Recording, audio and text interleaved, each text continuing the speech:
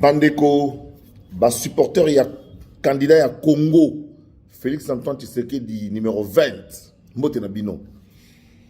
Nauti ko zwa ba élément na Zambie, non. Quelle mafia. Quelle mafia. Nauti ko soit député Mounia Moussenge qui m'a invité en Zambie et qui me confirme que Moïse Katumbi Tchapwe est un Zambien.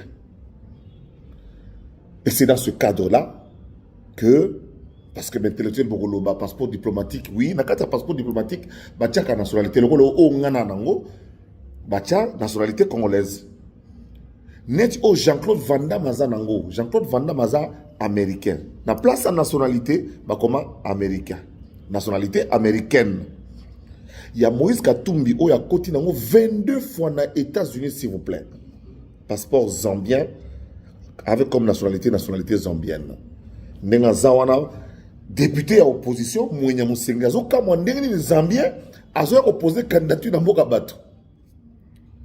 Na lingi ba congolais tozo ngana ti moins sérieux parce que les tozo do belango tozo ke dans le cadre de la campagne électorale, c'est vrai. Pendant la campagne électorale makabebele toko loba toko sala pona ka to gagner ba point. Mais oyo nazo loba na bino ndeko le solo Moïse Katumbi etali Congo.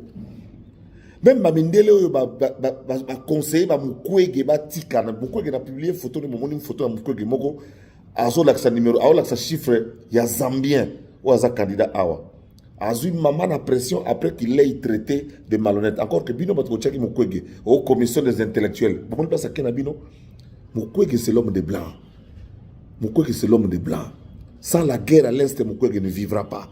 Sans la guerre à l'est Mukwege n'existera pas. Je le mets de côté parce que c'était un menu frétin politique, c'était un petit candidat. Parlons maintenant du candidat qui paraît aux yeux de tout le monde comme étant le candidat où il y a la face na Fatima et na Bandoto Kaka. Parce que même sur le terrain, regardez très bien, les images où il y a équipe, il y a Moïse les ont publiées. Bah, images truquées, montées, gonflées. Bah, images truquées, montées, gonflées. Partout place à Tamboli, à Saliba, Pia Kanae, à Osakanate, sauf dans quelques 2 ou 3 territoires, parce que tout est encore populaire, Kota Ouenze Moussousou, à Mapé populaire.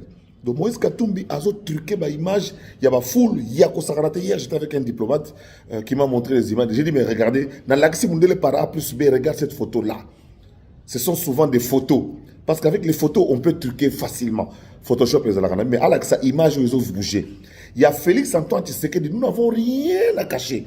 On n'a rien à cacher, on montre les images de son arrivée, de ses meetings, ainsi de suite. Rien à cacher. Pour l'instant, sur le terrain, tous battre bango, mais il faut voter des belés. Parce qu'il faut prendre Fati allier des Karia Gaillard. Fati faut allier Moïse Katumbi des Karia Gaillard. On a un match normal, mais si on a une deuxième raison, Moïse Katumbi a moi un sauté. Moïse Katumbi aza candidat ya Congolais té, aza candidat ya Bapaya. Malgré mbongo 4 milliards ils ont lié sérieusement, mais les Congolais ne se déplacent pas. Une mobilisation avec l'argent, ata yomoko, ba mobilisation fatia zo sala, ata mbongo yango.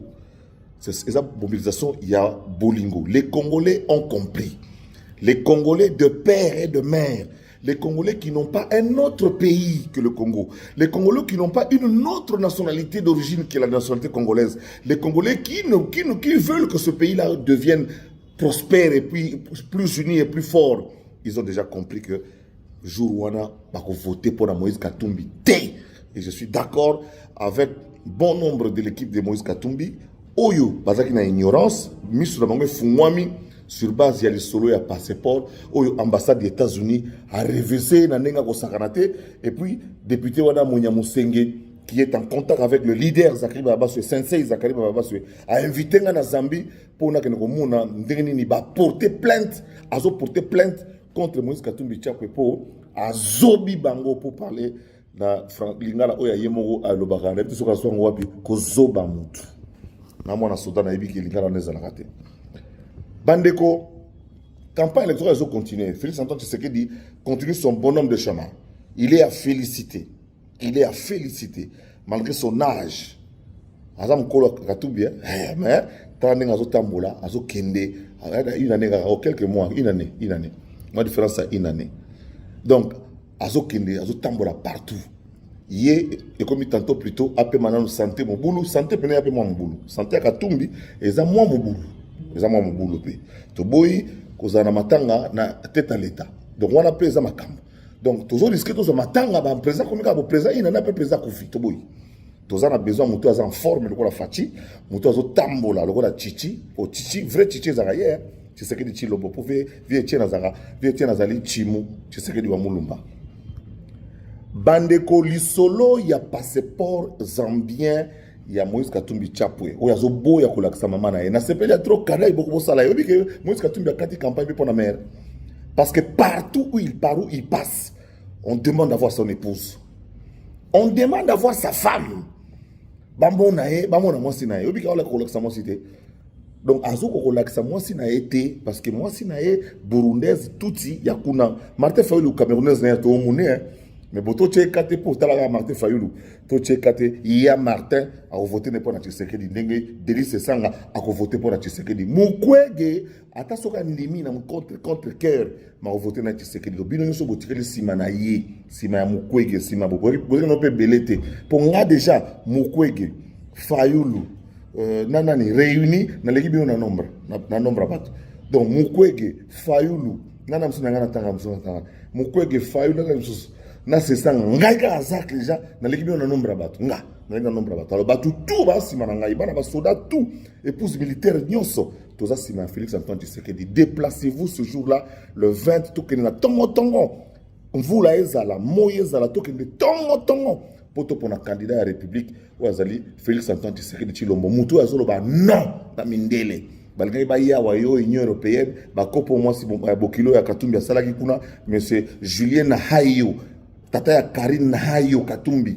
basalaki ba démarche te singité donc plutôt que na bango ndenge wana donc Moïse Katumbi bomekate bande kotokote kamboka bomekate muto loba te ke Kagame tika Congo akoloba te loba Kagame tika Congo bo na meeting bo loba ke loba ke quelle est ta position face à Kagame akotanga comment le M23 ye wana siko le M23 a demandé à voter pour lui comment dit que tokangi oui le M23 demande à voter pour Moïse Katumbi Chapwe tokangi bango asa bandeko donc biso ba auto tikali ba patriote to mba ekutuele ku to voter Moïse Katumbi te to voter Félix Antoine Tshisekedi Tshilombo puis na écart ya munene puis na nko botia ba voix tongo to ke ko voter Félix Antoine Tshisekedi pour écart za la gaillard bazanga modèle à contester pour des bazara ba bongamité parce que bonga na contestation mais biso ce qu'on peut gagner bien il faut se déplacer massivement nous allons voter pour Tshisekedi parce que c'est le fils du pays nous connaissons ses parents je reviens sur cette affaire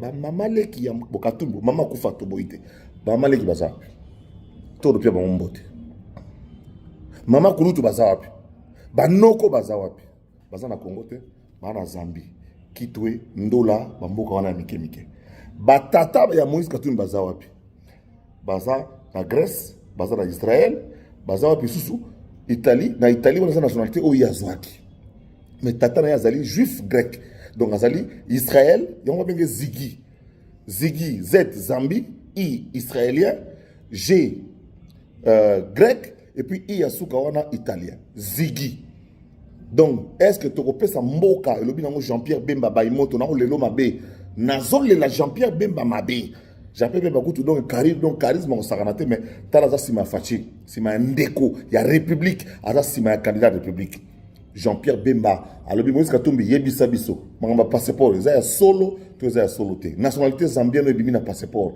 comme nationalité d'origine parce que passeport diplomatique on peut l'octroyer chez tout le monde on consent on concède mais la nationalité d'origine qui est marquée dedans soit au sein de la mafia est-ce que tu as une présence dans la tête en présent à mafia présent à falsification jamais donc banakin ba congolais oyo sensei Zakari Baba sur Chikumambila na epsibino ke jour le 20 bon voter Moïse Katumbi pour te garder bisumoko souveraineté na peut continuer a vimbi ça ba image ya tatawana en tout cas mafia na mafia